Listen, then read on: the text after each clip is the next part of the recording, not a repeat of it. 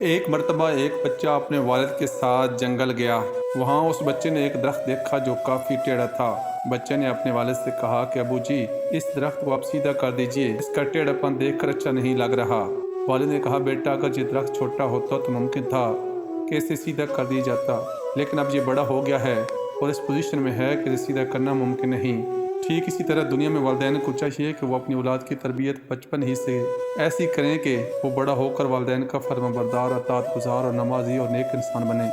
اگر بچپن ہی سے اس کی تربیت کو یہ کہہ کر نظر انداز کر دیا جائے کہ ابھی تو چھوٹا ہے، ابھی کیا سمجھ بوجھ ہے، جو کرتا ہے کرنے دیتے ہیں، پھر بعد میں ایسے والدین کو نقصان و خسارے کے سوا کچھ نہیں ملتا۔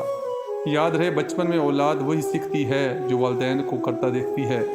اس لیے اگر آپ چاہتے ہیں کہ اولاد کی تربیت اچھی طرح سے ہو تو اپنے آپ کو ہر اس کام سے روک دے جس سے اولاد کی تربیت پر کچھ برا اثر ہو۔ تعلیم و تربیت سے جنہیں واسطہ نہیں، منزل ہے ان کے آگے مگر راستہ نہیں۔